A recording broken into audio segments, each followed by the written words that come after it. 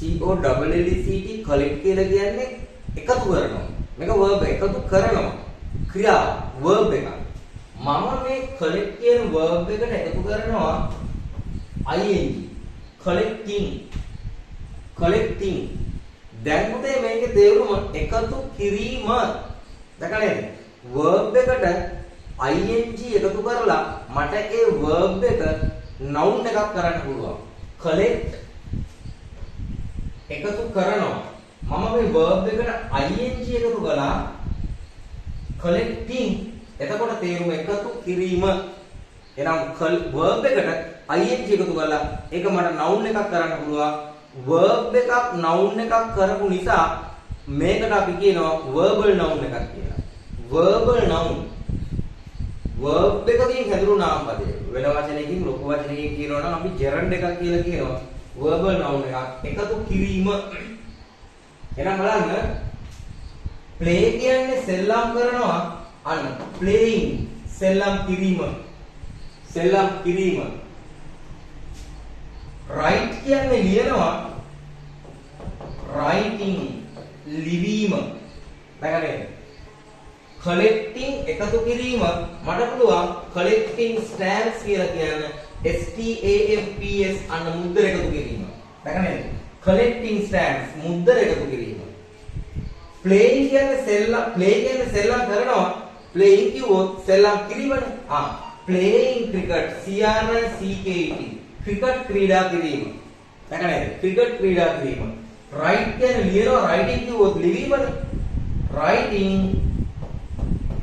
books අන්න පොත් ලිවීම. දැකගන්න. හරි. පුංචි වාක්‍යයක් හදමු. මේ බලන්න. I will write two sentences on the board. මම board එකේ ලියනවා වාක්‍ය දෙකක්. first one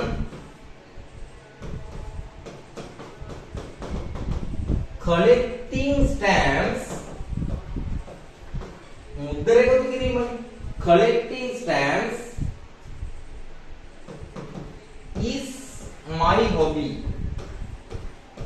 right, collecting stamps is my hobby. second sentence collecting stamps are my hobby. There are two sentences on the board. Now you have to tell me what the correct sentence is. ඔයාමට කියන්න ඕනේ නිවැරදි වාක්‍ය කොයිද කියලා. collecting stamps is my hobby. මුද්දර එකතු කිරීම මගේ විනෝදාංශය. collecting stamps are my hobby. මුද්දර එකතු කිරීම මගේ විනෝදාංශය. පුතේ 99ක් තමයි මෙන්න මේ වාක්‍ය නිවැරදි කියලා කියනවා. මේ වාක්‍ය වැරදි කියලා කියනවා. ඒකට හේතුව තමයි collecting stamps මුද්දර එකතු කිරීම මෙන්න මෙතන S අකුරක් තියෙනවා. ඔයා දන්නවා S අකුරක් ආවම ළමයි වලට යනවා plural නම් verb එක plural එහෙනම් එහෙනම් ළමයි කියනවා මේ වාක්‍ය හරි කියලා. හැබැයි පුතේ නිවැරදි වාක්‍ය මේක නෙමෙයි මෙන්න මේක ඔයාලට විභාගෙදී ඔයාට මේ වාක්‍ය හරි කිව්වොත් ලකුණු ලැබෙන්නේ නැහැ. This sentence is completely wrong. මේ වාක්‍ය සම්පූර්ණයෙන්ම වැරදි. මේක නිවැරදි වාක්‍ය නෙමෙයි. This sentence is correct. මෙන්න මේක තමයි ඔයාගේ නිවැරදි වාක්‍ය. පැහැදිලිද? මෙතන stamps කියන එක stamps plural වලට මෙතන උත්තර වෙන්නේ එකතු කිරීම. මෙන්න මෙයා එකතු කිරීම. මුද්දර එකතු කිරීම. අන්න. එතකොට මෙතන අනිවාර්යයෙන්ම මේ මුද්දර එකතු කිරීම collecting stamps. මෙයාට විතරක් කියන්න බෑ. මුද්දර එකතු කිරීම නම් singular. එහෙමනම් is. දැකනේ. collecting stamps is my hobby. මුද්දර එකතු කිරීම මගේ විනෝදාංශයයි. collecting stamps is my hobby. collecting stamps කියලා ලියන්න එපා. හරි. දැකලා එහෙනම් අපි ඔන්න වැරදි වාක්‍ය delete කරමු. This sentence is wrong. මේ වාක්‍ය වැරදි. මේක තමයි නිවැරදි වාක්‍යය. collecting stamps is my hobby. ඔයාලට මේක අනිත් පැත්තට ලියන්නත් පුළුවන්. මේක මේ බලන්න. මේවත් ලියන්න පුළුවන්. My hobby is